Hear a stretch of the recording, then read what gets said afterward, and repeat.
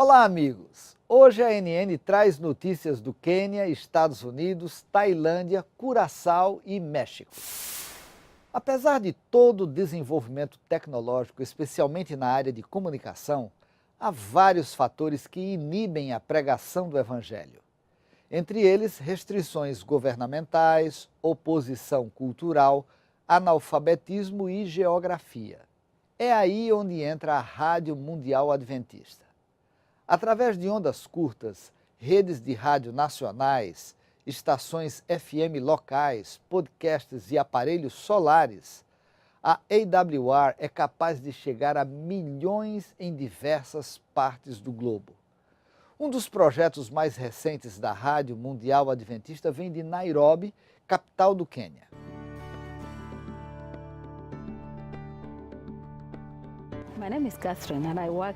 Meu nome é Caterina e trabalho para a Rádio Mundial Adventista em Nairobi, no Quênia. Muitos pensam que a rádio é antiquada e que devemos adotar novas tecnologias, mas na minha experiência no contexto do Quênia, a rádio continua sendo um meio de comunicação muito importante. A distância é grande, a geografia é muito acidentada, é difícil. Então, a rádio é um componente chave no evangelismo, já que o analfabetismo segue sendo um problema no Quênia. As transmissões de televisão são em inglês e em Swahili. Os jornais são editados em inglês e em Swahili, mas a rádio pode falar o idioma local. Nossa rádio estabelecida na parte leste do Quênia foi uma resposta de vários anos atrás. Agora temos cerca de 800 pessoas batizadas e esperamos ter mais. Neste país temos alguns grupos de pessoas que não foram alcançadas completamente. Pensa nos Pocots, pensa nos Turcanas. Há pequenas comunidades, algumas delas estão realmente muito afastadas, onde a igreja não tem presença. Estou desejando que chegue o momento em que a Rádio Mundial Adventista possa conceder-lhes embaixadores e também os equipamentos onde possamos gravar programas em seus idiomas e levar a todas as pessoas. O pastor batista Alfred Charles Al Sharpton Jr., renomado ativista americano de direitos humanos, foi homenageado pela Igreja Adventista no estado do Alabama.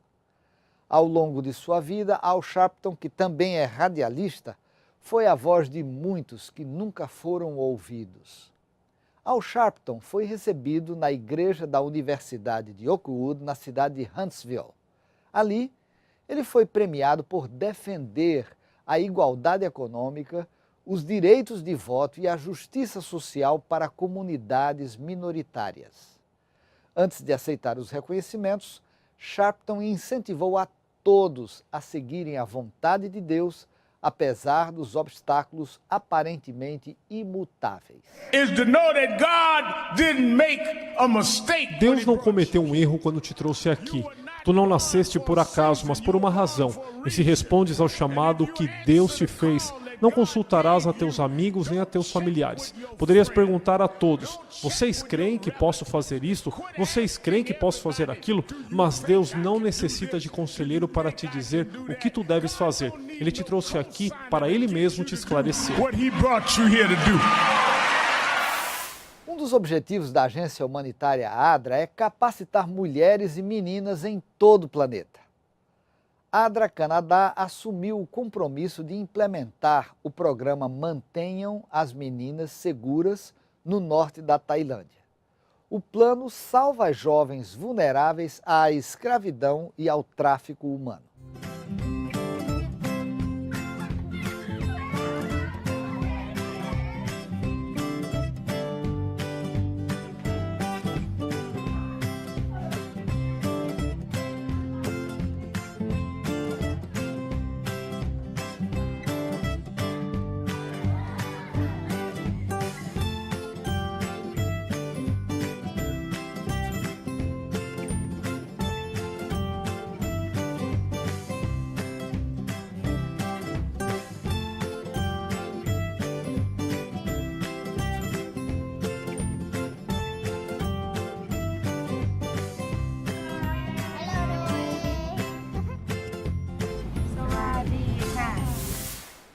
Agora vamos a Curaçao, no Mar do Caribe.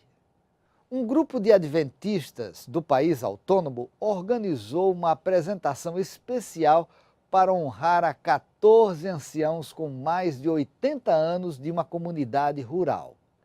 A homenagem aconteceu após o culto de uma outra denominação em Lagum. Os homenageados receberam uma placa de madeira gravada com um texto bíblico. Conectados na Fé. Este é o nome de um programa feito para jovens mexicanos e transmitido ao vivo pelas redes sociais. O projeto incentivou cerca de 1.000 jovens adventistas a conquistarem a 5.000 amigos para Cristo em 2017.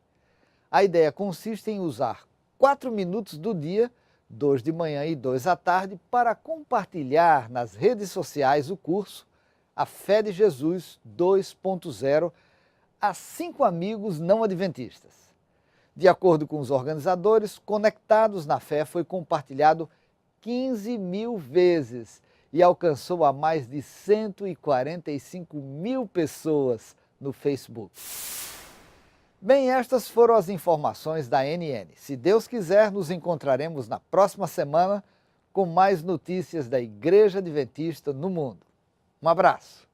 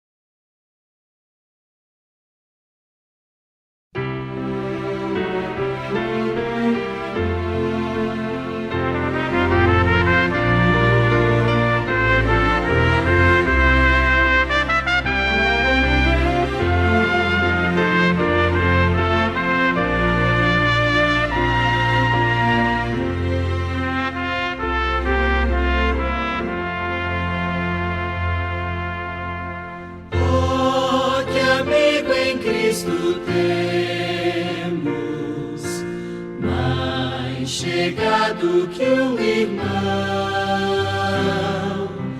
quer que tudo nós levemos ao bom Deus em oração. Oh, que paz perdemos sempre, oh, que dor de coração. Só porque não recorremos ao bom Deus em oração. Há tristezas e pesares, há na vida tentação. Não ficamos sem conforto, indo a Cristo em oração. Pode haver um outro amigo, tão grandioso em compaixão, aos humildes e contritos, Cristo atende em oração. Quando em dor desfalecemos, Cristo estende-nos a mão. Pois é sempre a nossa força, é refúgio em oração. E se aqui nos menosprezam, Cristo é nosso em oração. Em seus braços nos acolhe e nos dá consolação. Com certeza certeza que já não é novidade para a maior parte da igreja e todos nós, a maior parte da igreja conhece o nosso irmão Dr. Alberto Pereira da Silva. Nós, quando falamos da questão das dependências, nós falamos de algo que, se quiserem ir para baixo, não ficarem aqui de castigo comigo. Consegues ver ali. Quando nós falamos da questão das dependências, estamos a falar de um tema que nos toca praticamente a todos. Embora exista um pouco em algumas mentes de alguns irmãos, de alguns crentes de outras igrejas mesmo, que acreditam que pessoas crentes em Deus não têm dependências. Eu gostava de refletir um pouco convosco sobre esse assunto, apontando-vos este versículo, que é o 4º versículo dos mandamentos de Deus, como sabem: não terás outros deuses diante de mim, certo? Errado. Este não é o 4º mandamento, este é o 1º mandamento. Não acreditem em tudo aquilo que as pessoas dizem, está bem? Pensem. Não terás outros deuses diante de mim é uma forma de introduzir o tema das dependências. Particularmente, se vos vou levar àquilo que é ou que são as definições de dependências. E é bom termos essa noção de que é aquele que depende ou está subordinado, que está sujeito. Há aqui duas palavras particularmente importantes, a palavra subordinado e a palavra está sujeito. Há quem defina a subordinação como o estado de quem deve obediência, em que há submissão, ou a necessidade excessiva de auxílio, ajuda e proteção. Nós chamamos a todos os indivíduos subordinados como tendo uma dependência emocional. Por outro lado, todos os indivíduos que estão sujeitos, que é a condição de quem é dependente da pessoa que não se consegue desligar de um hábito, ou especialmente de um vício, dizemos que esta é uma dependência física. Portanto, logo à partida nós encontramos duas noções, a da dependência física e a dependência emocional. E mais do que estarmos preocupados com as palavras e sabermos exatamente o que é que significa, é percebermos que o que está aqui em causa são estas duas palavras, a palavra subordinação e a palavra sujeição. E elas vão nos acompanhar toda esta manhã. Sem esquecer que esta palavra hábito e esta palavra vício não significam a mesma coisa.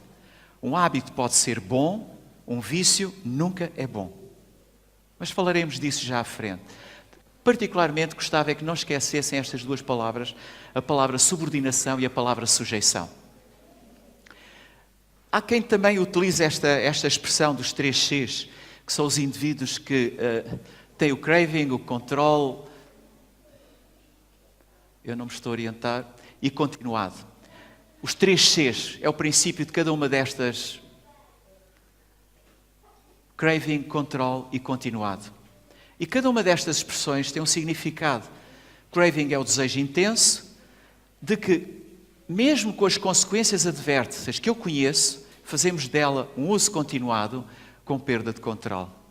Esta é uma definição que nós utilizamos muito na área médica para perceber a questão das dependências. E não é muito difícil encaixar muita gente dentro desta definição.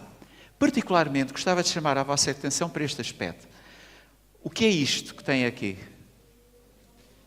Um campo lavrado, preparado para receber o quê? Que tipo de semente? A resposta certa é qualquer. E no qualquer estão incluídas boas e más sementes. E aquela terra escolhe as boas e as más sementes? Não. Ela vai fazer crescer toda a semente que lá se plantar. Para a terra é indiferente a semente que se lá puser. E com o nosso cérebro acontece um pouco o mesmo. Também é a terra lavrada, qualquer tipo de semente que pusermos no nosso cérebro também vai crescer, para o bem e para o mal. Portanto, é só escolher a semente e depois ver o resultado. E ao olharmos para este campo diferenciado, com 2 cores, há uma coisa que sobressai particularmente. É um versículo da Bíblia que diz claramente que tudo aquilo que nós semearmos será aquilo que nós iremos colher. Conhecem esta planta? Ele está-me a trair, mas não faz mal. Conhecem estas plantas? São chamadas ervas toiras. Existem muito nos ervilhais, nos favais, mas também no campo em geral, próximo do mar, vê-se muitas vezes.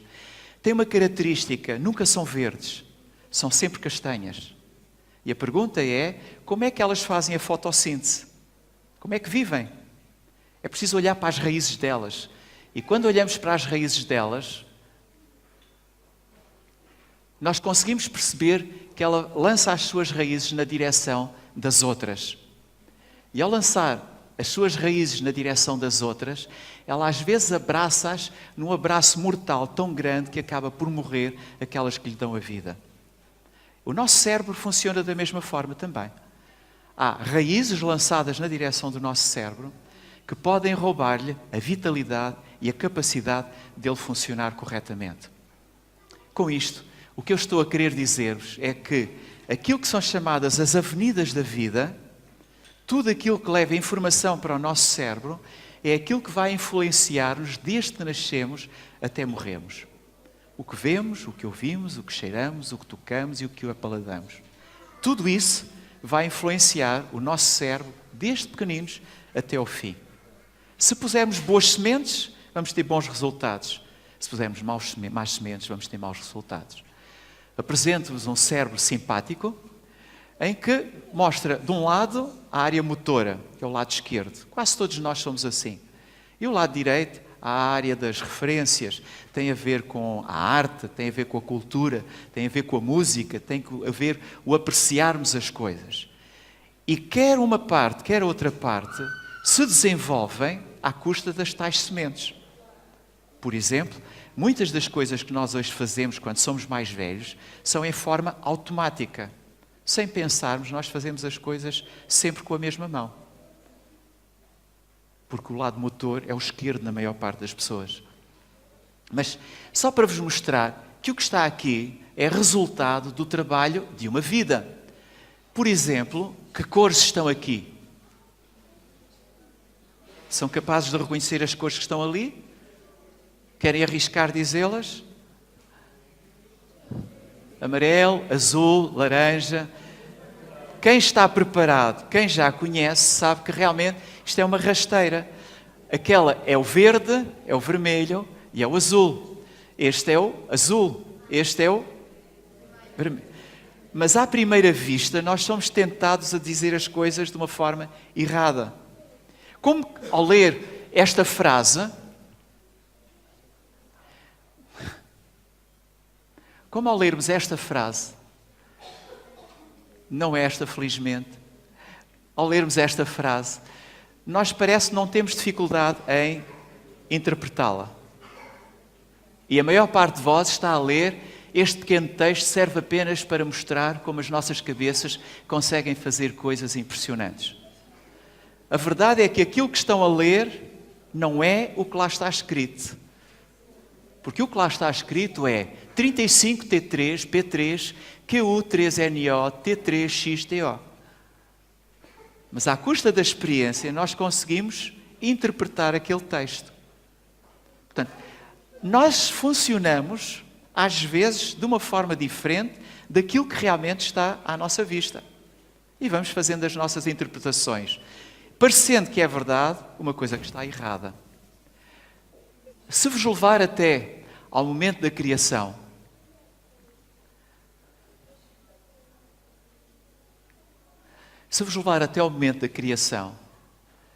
há um versículo.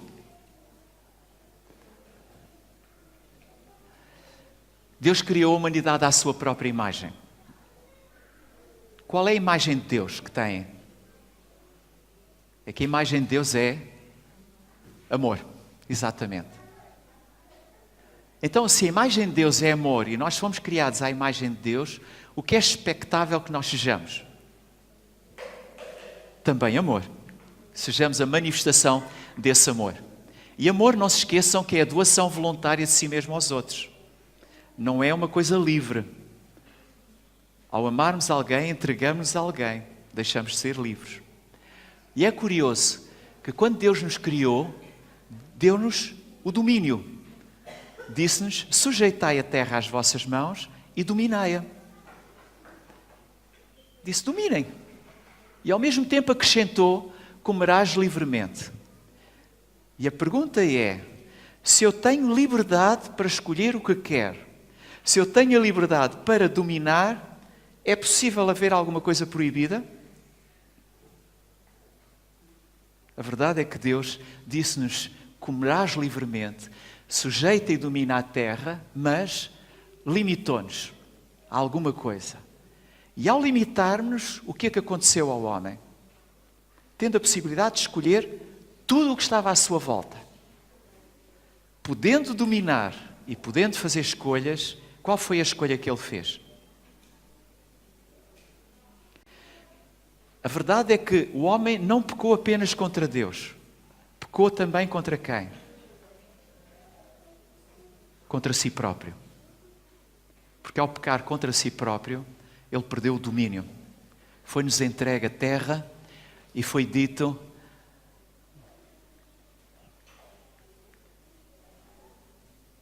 os céus são os céus do Senhor, mas a terra deu aos filhos dos homens, porque os homens deixaram de merecer a terra, o céu.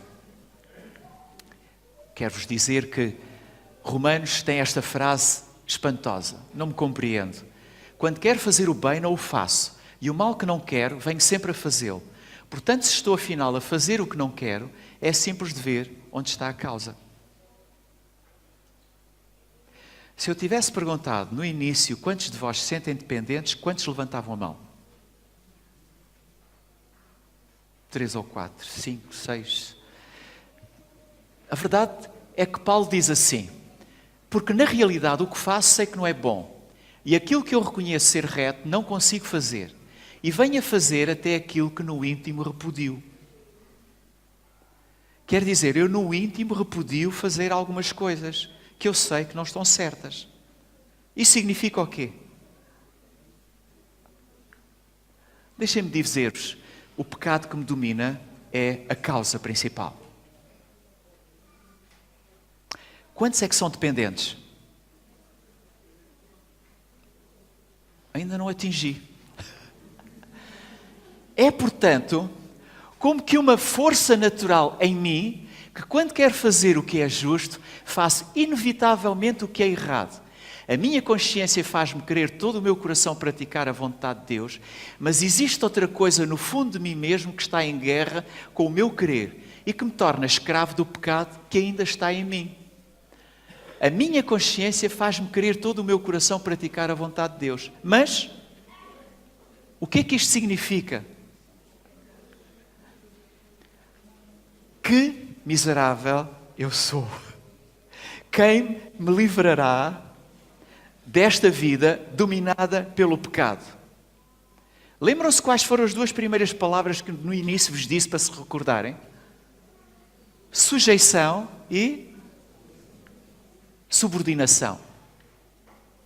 Então, deixem-me só pôr-vos a questão se esta atitude de existir outra coisa no fundo de mim, mesmo que está em guerra com o meu querer e que me torna escravo do pecado que ainda está em mim, não é uma forma de subordinação e uma forma de sujeição. Para os que têm dúvida, eu gostava de vos dizer que a dependência é um problema físico, claramente, mas é também um problema emocional, um problema psicológico, um problema social, e a pergunta que eu ponho é se não será também um problema espiritual. E a maior parte das vezes as pessoas não pensam nas dependências como sendo um problema espiritual. Apontam sempre aos outros, porque dependência significa álcool, tabaco, drogas, comprimidos, para isto ou para aquilo. Não. Queria-vos dizer que esta manhã gostava que me acompanhassem a subir algumas escadas. Primeira escada daquilo que se chama a tolerância, em que nós fazemos ajustamentos. Os primeiros hábitos são os mais fortes. Cada hábito formado diminui a probabilidade de surgir outra qualquer resposta naquela situação. Os primeiros hábitos são os mais difíceis de largar. Acrescenta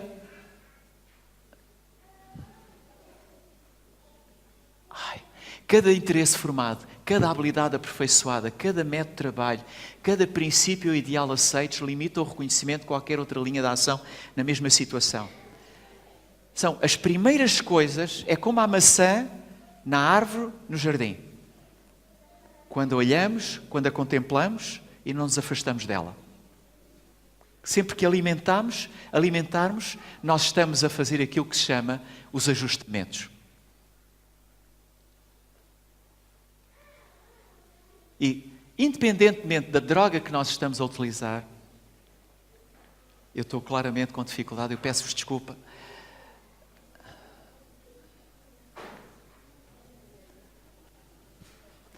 Qualquer que seja a droga que nós usemos, sejam as drogas clássicas como o cigarro, o café, drogas injetáveis, o hash ou as inaladas, nós estamos a falar de coisas que nós vemos, passam por nós e das quais temos consciência.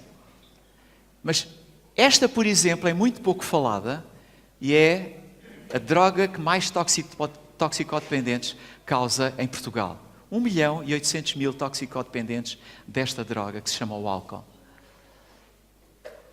Já alguns de vocês ouviram falar de serotonina. É uma substância que temos no nosso sangue, neurotransmissor, é produzida no cérebro, trabalha lá e noutros sítios. É responsável por aquelas coisas. Há uma outra que é responsável pelo prazer. Quando misturamos serotonina com dopamina, estão a controlar o sexo, o apetite, a agressão. Quando estamos a falar de norepinefrina, estamos a controlar a motivação. Quando juntamos todas estas coisas, estamos a falar de uma coisa que se chamam ansiedade, irritabilidade e, por que não, a função cognitiva. E o que é a função cognitiva? E é importante perceberes, é a forma como o nosso cérebro percebe, aprende e recorda sobre toda a informação que é captada pelos nossos sentidos. Tudo o que entra cá dentro tem a ver com a função cognitiva. E não ignorem uma coisa, nunca mais vai desaparecer do vosso cérebro. Tudo o que ouvem, tudo o que leem, tudo o que ouvem e veem está registado no vosso cérebro para sempre. Podem não se lembrar, mas está lá. Agora juntem mais outras substâncias. Olhem a confusão que é a mistura de tudo isto. Existem 100 substâncias conhecidas destas. Neste momento só nós conseguimos perceber 10 delas razoavelmente bem. E continuamos a pensar que somos inteligentes e somos capazes de saber mais do que Deus, quando nos aconselha a não praticar determinadas coisas e a fazer determinadas coisas. O que é que eu quero dizer? É que há uma coisa que se chama a curva de aprendizagem, e a curva de aprendizagem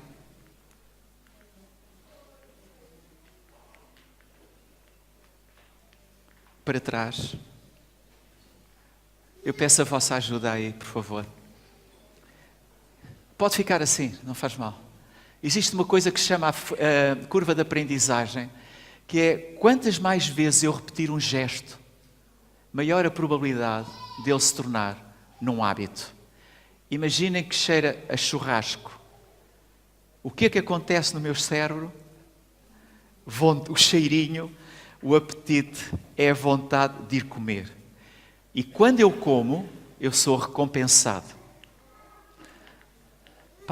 Puxem para trás, por favor. Isso. Para trás, para trás, para trás, para trás. Obrigado. Aí. Quando nós repetimos isto muitas vezes, o que acontece é que criamos um círculo vicioso. E o círculo vicioso é que leva à formação do hábito e do vício. Quando nós olhamos para isto é passado já em 1971, e tentamos perceber o que é mais difícil abandonar, nós olhamos para a morfina, para o jogo, para o haxixe,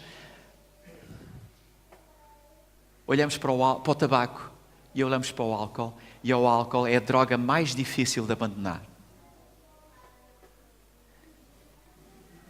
Dependência é igual a um hábito? Não. Uma dependência, uma adição é sempre coerciva, é tirana, afeta a nossa estabilidade. No entanto, um hábito é consciente, é controlável, resulta de uma atividade mental. Este jovem está com dificuldade em abandonar o computador. Porquê? Porque a sua estabilidade mental está afetada. Por outro lado, quando nós olhamos para os hábitos, lavar as mãos é um hábito saudável. Eu prefiro que me vão passando. Fazer exercício é um hábito saudável. Dormir é um hábito saudável. Beber água é um hábito saudável. Orar é um hábito saudável. Há uma diferença clara em aquilo que nos cria vício e aquilo que é saudável. Há quem diga que os hábitos surgem porque o cérebro está sempre a procurar maneiras de poupar esforço. Então nós criamos hábitos. Se forem bons, é tal semente boa, nós vamos crescer de uma forma saudável. Se a semente for prejudicial, vai transformar-se num vício, numa dependência. A única diferença entre aqueles que falharam e aqueles que obtiveram sucesso são as diferenças dos seus hábitos. Os bons hábitos são a chave do sucesso. Os maus hábitos são a porta aberta para o fracasso. Não tenham dúvida que é assim. E depois de subirmos o primeiro degrau e chegamos ao segundo degrau, que é o do auto-engano, nós temos aquilo que se chama uma mente inventiva. Passamos a vida a dizer, eu posso controlar o tabaco e o álcool, eles não mandam em mim. Eu posso dizer, eu posso controlar o pecado e as tentações, porque não mandam em mim. No fim de contas, se nós já subimos o primeiro degrau, nós já estamos na fase da mente inventiva. Quando nós passamos para o terceiro grau, nós começamos a perder a força de vontade. E então começam a criar-se no nosso cérebro aquilo que são chamadas as mensagens conflituosas, que são aquelas, eu sei que está errado, eu quero ser livre, mas eu ao mesmo tempo quero mais daquilo. E tenho dificuldade em livrar-me.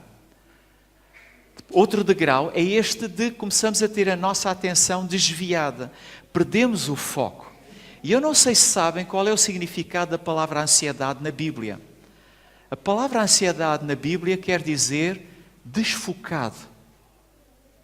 Não estar com a sua atenção naquilo que realmente é importante. Quando estamos ansiosos, não estamos a prestar atenção àquilo que realmente é o principal. E quando nós perdemos esta prioridade ao desejo, estamos com uma atenção distorcida, nós passamos para o outro degrau. É o perceber que na realidade o que faço, sei que não é bom. E aquilo que eu reconheço ser reto, não consigo fazer. E venho até a fazer aquilo que no íntimo eu repudio. Passamos ao degrau do esconder. Passamos a ter vergonha e passamos a ter medo. Deixamos de vir à igreja porque olhamos para as pessoas e parece que todas nos apontam o dedo. Começamos-nos a dar com aquelas pessoas que têm mais ou menos os mesmos prazeres e gostos que nós. E nesta caminhada, a vergonha de confessar o primeiro erro leva-nos a muitos outros. Tentem fixar esta frase. A vergonha de confessar um erro leva-nos a cometer muitos outros. Para passarmos a um outro degrau, que é aquele em que já só nos damos com aqueles que nos conhecem, que são os nossos amigos e que até nos dão um desconto, porque nos perdoam. Vamos subir outro degrau, que é o da capitulação. Quando nós capitulamos, já não sobra mais nada, nós passamos a ser não dependentes, mas adictos. A palavra adição é a palavra do indivíduo que é dependente e está doente. Então, nessa lógica, se formos ao dicionário, vamos encontrar uma definição. E esta definição leva-nos a isto. A obsessão compulsiva para consumir qualquer tipo de droga que modifica o nosso comportamento. E é engraçado, quando nós vamos ver o que é que no original está escrito aqui no lugar da palavra comportamento. E o que é que está escrito na palavra comprometidos, que está aqui. É uma forma de vida na qual os nossos desejos se tornam comprometidos. E quando se procura, a palavra original é attachments. Attachment quer dizer que estou colado, estou agarrado, tem um significado muito mais rico do que a palavra comprometido. Estou agarrado, estou colado. Quais são as coisas que nos podem colar? Quais são as coisas que nos podem prender? É evidente, se quiserem passar os slides, por favor, agora. Obrigado. Claro que é o tabaco, claro que são as bebidas, claro que são as coisas inaladas, mas é também a pornografia, é também, ou são as redes sociais, é o futebol, é o jogo, são os gadgets, é a comida, é o trabalho de uma forma impensada, são os doces. Tudo isto são attachments, coisas que nos podem agarrar e que temos uma dificuldade muito, muito grande de nos libertar. Todas as pessoas que estão agarradas, no fim de contas, podem se considerar dependentes. Mas eu esta manhã gostava de vos trazer um outro conceito. É que estes degraus que estão aqui, que levam à capitulação e à adição, são os mesmos degraus que levam ao pecado. Se eu voltasse a fazer a pergunta, quantos de vós se sentem dependentes esta manhã? Quantos levantavam a mão? Está melhor. É porque a ideia de que dependentes são só aqueles que têm um problema com o álcool e o tabaco é uma ideia errada. E nós, como igreja, temos que ter esta noção. É que os primeiros dependentes somos nós próprios. Dependentes dos erros e das coisas que fazemos. E antes de apontarmos o dedo a quem quer que seja, tenhamos cuidado de pensar neste problema. Porque o que se passa no nosso cérebro é tudo químico. Isto é uma imagem lindíssima de um cérebro em que nós conseguimos perceber que as zonas que estão aqui sinalizadas com esta cor são áreas de prazer. Esta cor, estas cores, têm tudo a ver com áreas de prazer. E as dependências no nosso cérebro têm a ver com o prazer que nós temos quando consumimos coisas, mesmo sabendo que elas estão erradas. Conhecem esta frase? A relva do meu vizinho é mais verde do que a minha? Invariavelmente a televisão do meu vizinho é melhor que a minha. O carro do meu vizinho é melhor que o meu. O tablet dos meus colegas é melhor que o meu. E o telemóvel também é melhor. A casa do meu vizinho é mais bonita que a minha. Isto consegue-se olhar e perceber, bem do ponto de vista espiritual, desta forma. Podeis comer de tudo, exceto da árvore que está no meio do jardim. Não comereis, não tocareis. Caramba! Tanta coisa que estava à disposição naquele jardim. O que é que chamou a atenção de Eva? A relva do meu vizinho é mais verde que a minha. Há mais coisas interessantes, nós podemos encontrá-las na Bíblia. Tudo quanto desejaram os meus olhos, não lhes neguei, nem privei o coração de alegria alguma. Quem disse isto? Por outras palavras, o homem mais sábio à face da terra. E toda a sabedoria não o ajudou a saber que havia coisas que ele não tinha que escolher e fazer. Mas encontramos outros comentários. Vendo que era boa para comer, agradável aos olhos, desejável para dar entendimento, ela usou. Tiago diz que cada um é tentado pela sua própria cobiça, quando esta o atrai e seduz. Sempre que nós estivermos confrontados com alguma coisa que nos seduz, sabem que saiu agora em fevereiro deste ano, num site na internet, que é conhecido se calhar por poucas pessoas, sobre tecnologia e sexo. 2017. Foram inquiridos 1.500 jovens. Quando se perguntou aos jovens onde é que eles aprendiam alguma coisa sobre sexo, nenhum deles praticamente aprendia com os pais. Muito menos com os professores, porque não sabiam explicar-lhes como eles gostavam que fosse explicado. 90% deles iam buscar a informação aonde? Dr. Google, à net.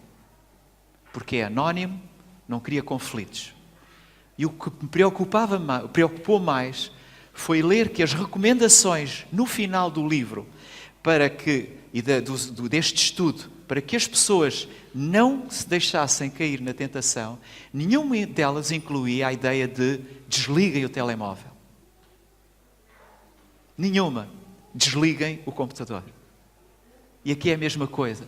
Quando alguma coisa nos seduz, desliguem. Porque se deixarem a cobiça avançar, é fácil perceber que cada um é tentado pela sua própria cobiça quando esta o atrai e seduz. Todo o trabalho do homem é para a sua boca. Querem ler em conjunto o resto? Nunca se satisfaz o seu apetite. Nunca estamos satisfeitos com aquilo que temos. E por isso mesmo, esta barreira que está aqui, que é a vedação que me separa do vizinho, ela pode ser entendida realmente como sendo a tentação. E Tiago tem esta frase lindíssima: a cobiça, depois de haver concebido, dá à luz o pecado, e o pecado, uma vez consumado, gera a morte. Não há hipótese de fugir, uma vez que alimentemos. E quando se põe a pergunta se a dependência é um problema espiritual, uma responsabilidade moral, há pessoas que arriscam dizer que é uma questão de genética. Outros dizem que é uma questão de química do cérebro. E outros dizem que tem a ver com os condicionamentos. Nós crescemos, somos muito condicionados e depois acabamos por fazer coisas em consequência disso. Há quem ponha a pergunta, não será uma questão de caráter? Não será uma questão de vontade própria das pessoas? Não será uma questão da sua relação com Deus? E ao fazermos esta pergunta, como é que se explica a adição? É engraçado que alguém escreveu isto. Todas as coisas me são lícitas, mas nem todas me convêm. Todas as coisas me são lícitas. Querem ler? Sentem-se nessa pele. Não me deixarei dominar por nenhuma delas. A minha Rolanda está a fazer assim. E outros, se calhar, estão a fazer dentro de vós. Eu faço assim mesmo.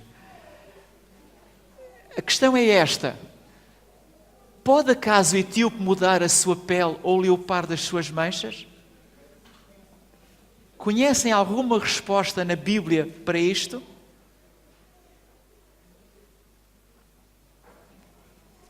Tem que ir a Jeremias, ao capítulo 23, e lerem lá. Não vos vou dizer. Curiosamente, eu durante muito tempo não encontrei respostas para esta pergunta. E, no entanto, a Bíblia diz que vocês, sendo maus, podeis fazer coisas boas. E a ideia é que não me deixarei dominar por nenhuma delas, não é necessariamente uma verdade insofismável. Nós podemos alterar isso. Não podemos ignorar. É o que esta senhora, que é um brilhante neurocientista, disse. Num livro que ele escreveu, ele diz que toda a dependência é uma falha moral. E uma falha moral leva aonde? Ao pecado. Se nós interiorizarmos esta ideia de que toda a dependência é uma falha moral e a falha moral leva ao pecado, as coisas tornam-se muito mais complicadas para nós.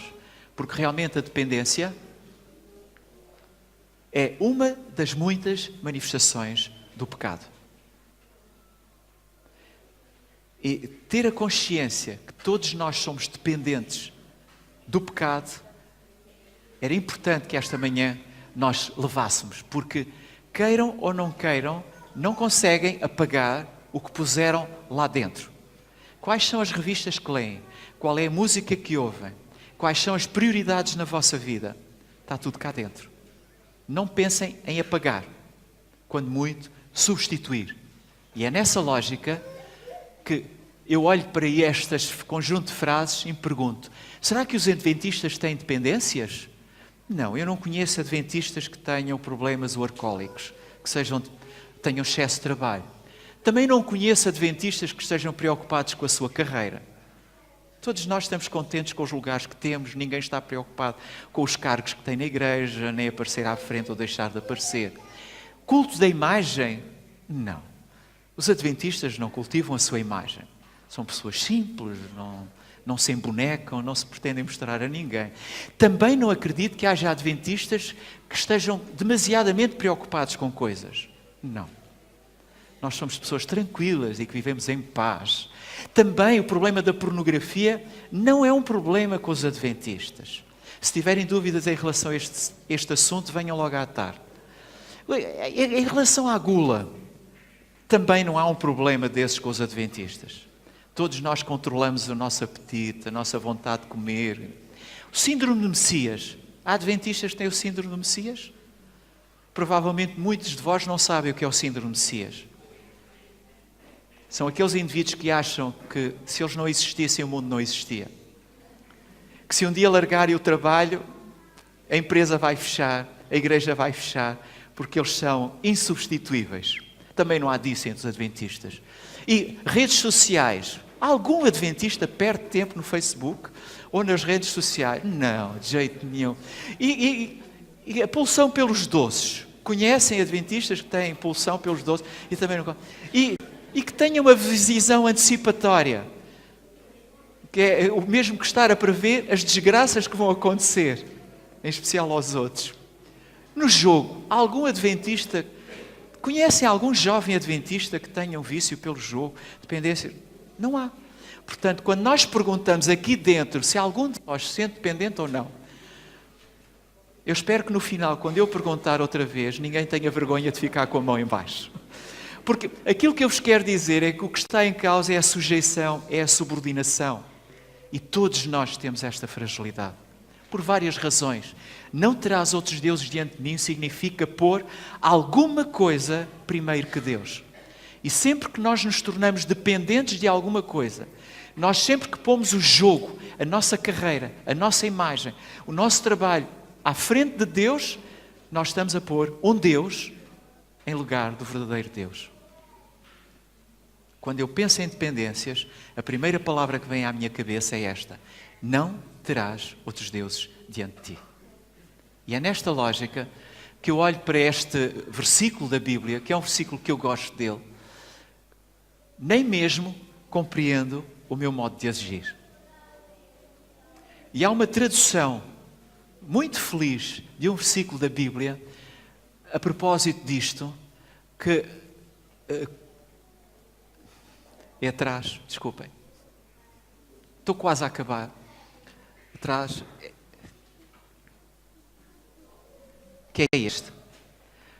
Está em Atos 2,40. Se forem ler em Atos 2,40, não tem aquelas palavras lá. Mas esta versão, a Message, traduziu desta forma: salvai-vos desta cultura doente e estúpida, que é de copiarmos uns aos outros e estarmos mais preocupados do que aquilo que somos, do que o Deus que temos dentro de nós. É por isso que este senhor Rabi escreveu esta frase, este conjunto de frases, que eu vou ler lentamente para perceberem muito bem. Tornou-se habitual culpar a ciência secular e a filosofia antirreligiosa para o eclipse da religião na sociedade moderna. E agora que estão a fazer uma campanha de evangelização, é particularmente importante isto. Seria mais honesto culpar a religião pelas suas próprias derrotas. Porquê? Ele é muito claro.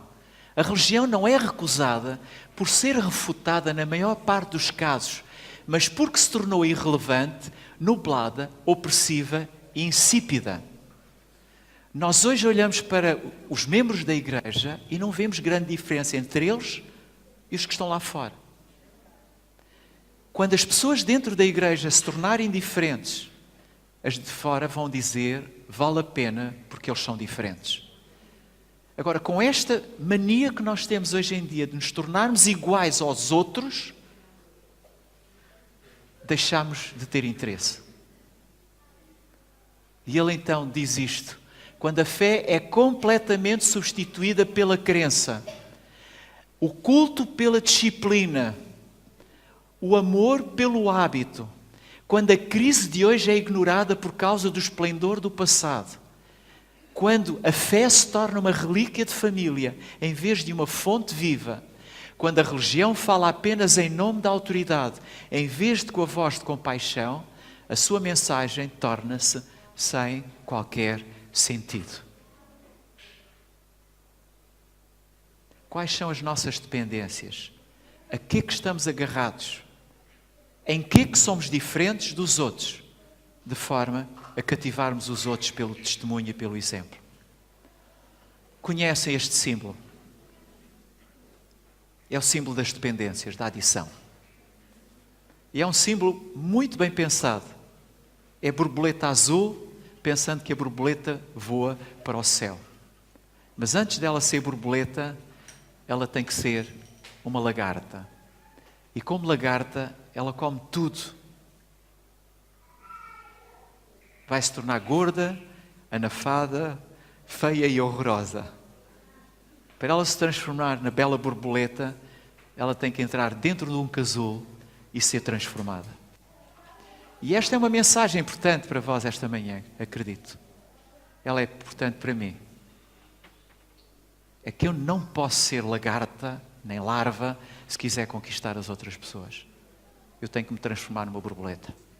Para isso, eu vou buscar um pensamento do Alexandre Herculano, que diz assim: não me envergonho de corrigir os meus erros e mudar as minhas opiniões, porque não me envergonho de raciocinar e de aprender. Se eu percebo que estou errado nas minhas escolhas, que o tempo que passo num Facebook me rouba tempo para estar agarrado a Deus, eu não tenho que me envergonhar disso.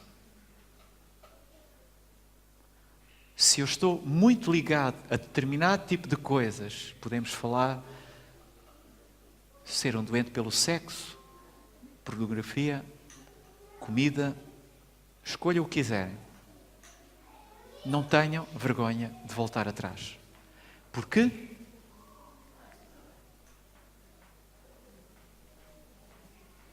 Faltou-me o último slide.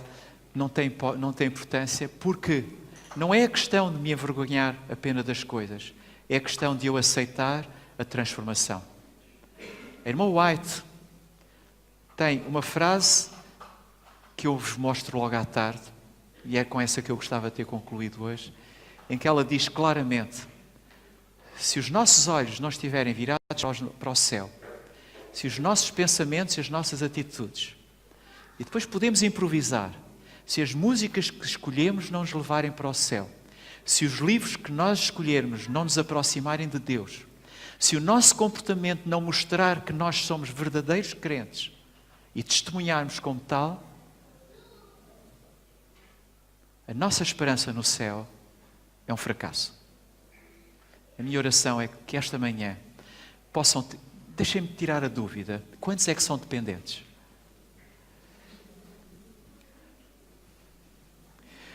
Alguns pareceram-me envergonhados. Não tenham vergonha de ser dependentes. Tenham vergonha de continuar dependentes. Que o Senhor vos ajude a estarem focados no céu, para que nos possamos todos encontrar no céu um dia. Deus os abençoe.